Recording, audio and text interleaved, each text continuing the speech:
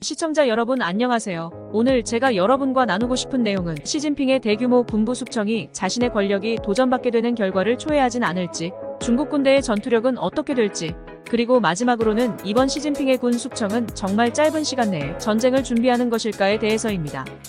오늘자 블룸버그 정보 소식통에 따르면 중국 정부 관리들 내부에는 충격적인 부패가 존재하고 있다고 합니다.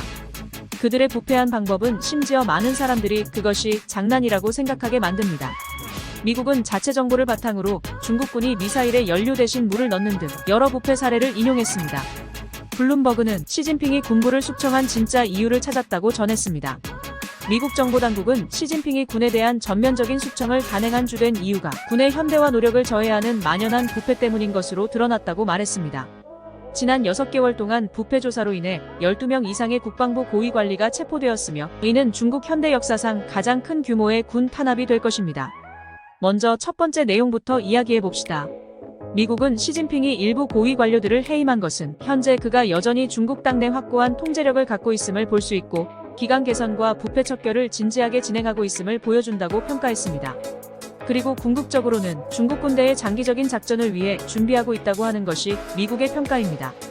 이 문장의 전반부는 어느 정도 신빙성이 있다고 봅니다. 지난번 시진핑이 반부패라는 명목으로 중앙군사위 부주석 2명을 처형하고 군 장성들도 대거 숙청했습니다. 그럼에도 불구하고 시진핑의 입장은 흔들리지 않고 더욱 공고해졌던 것입니다. 솔직히 부패한 장군, 그들이 유일하게 원하는 것은 승진과 제부이기 때문에 그런 장군을 위해 충성할 군인은 없을 것입니다.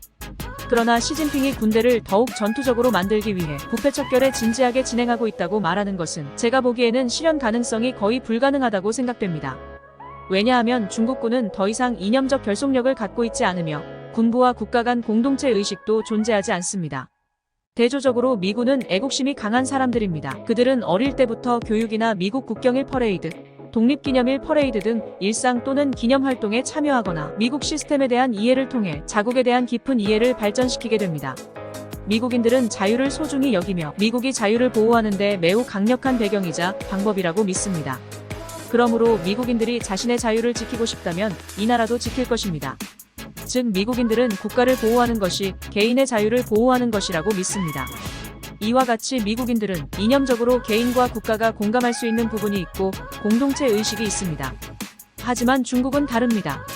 중국 공산주의 이데올로기는 이미 오래전에 무너졌다고 말할 수 있겠습니다. 그것의 사상적 세뇌는 더 이상 사람들의 마음속에 자발적인 충성심을 불러일으킬 수 없습니다. 또 다른 점은 중국 군대는 당위군인 것입니다. 즉 군대는 중국 공산당을 수호하기 위한 것이므로 당연히 국가와 공통의식은 없습니다. 정부는 군대를 탄압의 도구로 이용하고 군대는 일부 사람들에게는 일자리를 구하고 심지어 부패를 저지르는 수단일 뿐입니다. 때문에 시진핑이 군대를 숙청함으로써 중국 군대를 더욱 전투적이고 효과적으로 만들 수 있다고 말하는 것은 현실과는 거리가 있다고 생각됩니다. 그렇다면 시진핑의 군 숙청은 그가 짧은 시간 내에 전쟁을 준비한다는 뜻일까요? 저는 이 역시 실현 가능성은 희박하다고 보아집니다. 시진핑이 군부 부패를 조사하면 할수록 그가 감히 전쟁을 치룰 생각은 줄어들게 될 것이기 때문입니다. 왜냐하면 중국군은 이미 이상과 결속력을 잃었을 뿐만 아니라 군 내부는 부패로 가득 차 있기 때문입니다. 중국 정부 조사 결과에 따르면 미사일의 액체가 아닌 물로 채워진 것으로 밝혀졌다고 하는데 참으로 어처구니 없고 황당하게 들리기까지 합니다. 온라인 토론에 따르면 액체 연료 미사일은 연료에 부식성이 있거나 독성이 있기 때문에 연료를 한번 주입하고 나서 몇 달이 지나면 다시 사용할 수 없으며 방출한 후에는 무독성, 무해화 처리를 하여야 한다고 합니다. 그렇다면 액체 연료를 사넣어 연습하고 다시 무해화 처리하는 일련의 과정은 자금이 필요할 테고 연료를 물로 대체하고 일련의 과정에 지불되어야 할 비용들이 그대로 군부 고위 관리들의 호주머니로 들어갔을 가능성은 충분하다고 볼 수 있지 않을까요? 이와 같은 방식으로도 많은 자금을 횡령할 수 있을 것입니다. 단기 내 중국이 전쟁을 일으킬 가능성은 더욱 작아질 것이라고 생각합니다. 로켓군이나 방산기지 내부의 고위층 관리들의 부패가 너무나 심각해 중국군은 전투력을 거의 상실했다고 말해도 과언이 아니겠습니다. 로켓군뿐만 아니라 다른 군 복무에서도 분명 부패가 발생했을 것임이 더 사실에 가깝지 않을까요? 부패한 군 내부와 응집력을 잃은 군심으로는 전쟁을 도발해보았자 결과는 뻔할 것입니다. 지난 22년 8월에 낸시 펠로시 미국 하원 의장이 대만을 방문한 일을 기억하실지 모르겠습니다. 그리고 중국은 바로 군사훈련을 실시했습니다. 당시 중국은 이번 군사훈련이 3일간 진행될 것이라고 밝혔으나 결과는 3시간 만에 끝났었지요.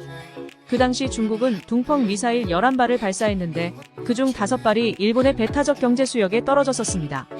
왜 중국은 그렇게 많은 미사일을 발사하고 게다가 5발의 미사일은 엉뚱한 곳으로 발사되었을까요? 이는 중국이 실제로 미사일이 어디로 떨어질지 모르고 미사일을 발사했다는 사실을 보여주었다고 할 수 있겠습니다. 솔직히 미사일 항법은 실제로 1980년대와 1990년대에 이미 매우 익숙해진 기술입니다. 그 기술적 내용은 현재의 전자전, 인공지능, 정보전 등에 비해 훨씬 적습니다. 군대가 부패하면 군대의 군사력을 심각하게 훼손시키게 될 수도 있음을 깨달았을 것이고 이것이 시진핑이 군부패 청산에 나섰던 이유 중 하나일 가능성도 있겠습니다. 이상입니다. 시청해주셔서 감사합니다.